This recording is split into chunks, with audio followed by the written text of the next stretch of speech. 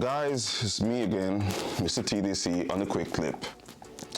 So, it looks to me like we now have an official public enemy number one in MMA across all promotions, across all weight classes. It's like a unanimous decision amongst the MMA community, the fighters, the fans, the casuals, everybody. We officially have a public enemy number one. No, it's not BJ Penn, as controversial as that may sound. No, it's not Conor McGregor, as controversial as that may sound. Who else? Who else do we hate so much? Certainly not Ian Gary. It's not Ian Gary. It's not Bryce Mitchell. Who is the infamous public enemy in the MMA community right now? It's Jon Jones. It's Jon Jones. Jon Jones is losing so much favor with the MMA community and the fans.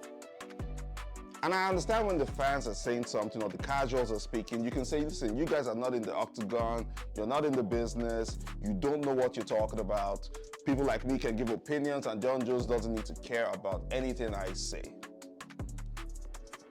But when you now have fighters chiming in on this whole Jon Jones versus Tom Aspinall, heavyweight champion versus heavyweight number one contender or interim champion, this whole debacle, when you have fighters now chiming in and most of them are saying they are on Tom Aspinall's side, you know you got a problem.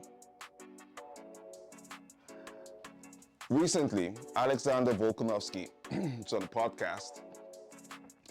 And Volkanovski, and I'm paraphrasing here, but Volkanovski's sentiment was very simple. He said his mentality and his ideology towards being the champion is that it's a responsibility for you to defend the belt actively if you're a champion. Kamaru Usman did it, Israel Adesanya did it in more recent times. Kamaru Usman, Israel Adesanya, Amanda Nunes defended her belts actively. Alexander Volkanovski defended his belts actively. I mean, actively. The only time Volk took a break was after he was KO'd the second time and they had to tell him to take, the UFC insisted he took a long break. And then he came back and he won the belt back after, beating Diego Lopez. Because Volk would have gotten back there real quick. And I'm talking about, regardless of whether or not it was a title shot, Volk would have gotten back in real quick after he was knocked out by Ilia Topuria. So he believes, Alexander Volkanovski believes that the moment you become a champion in any division, you must defend the belt. And you must, under no circumstances, save for maybe an injury, under no circumstances should you hold up the division. And that is exactly what Jon Jones is doing.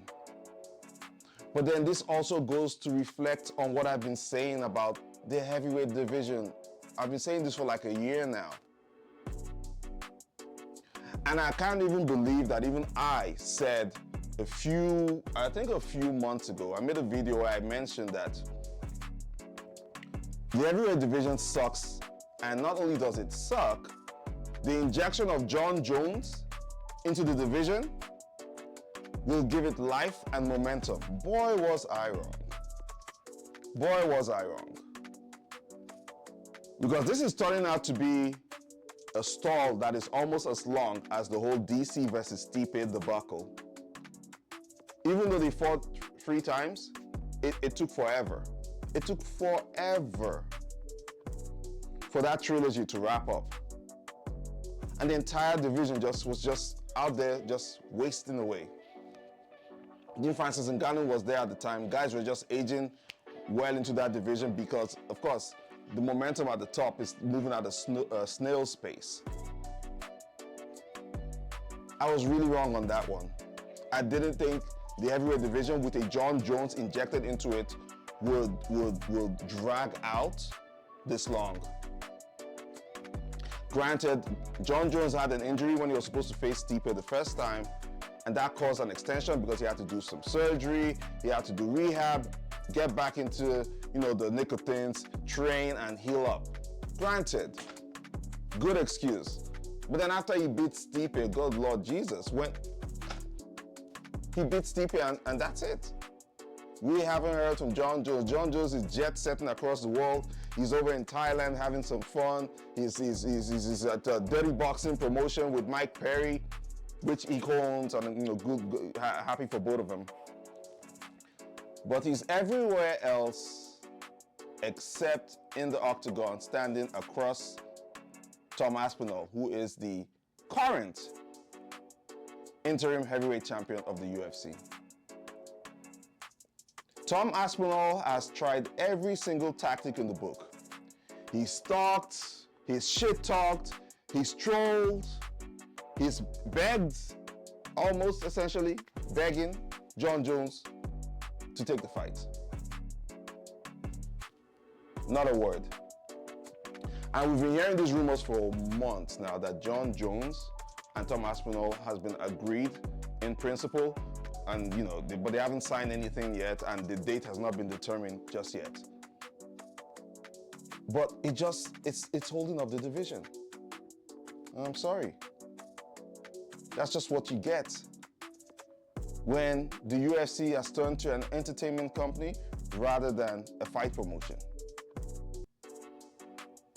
Even Paddy Pimblett, in a recent clip with Tom Aspinall, expressed how much the fans were upset with John Jones. I mean, that goes without saying. But I think it's even getting to a point where people are beginning to lose the respect.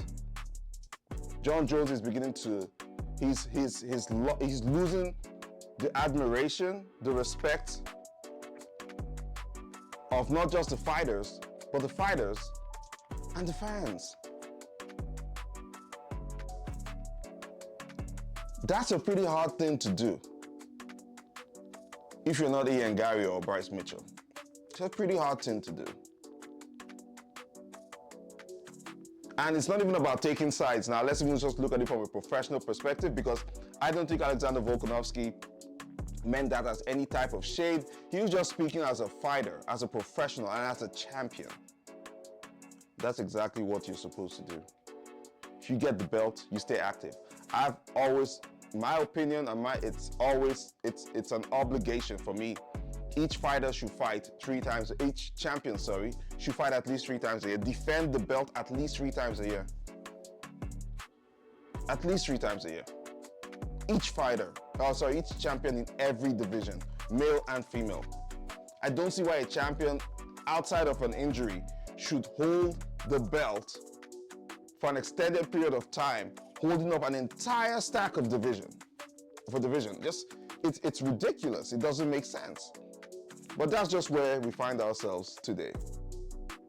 You guys let me know what you think. Do you think John Jones is the true enemy of the state right now in the MMA community? Or do you think that his accolades speak for itself? Do you think that everything John Jones has done in his career, everything on his resume, all the names, all the bodies, the heads he's collected, earns him the right to hold up the entire division and not vacate the belt? He can just do whatever he wants. Let me know what you guys think. It's frustrating. I'm Mr. TDC is out. Peace.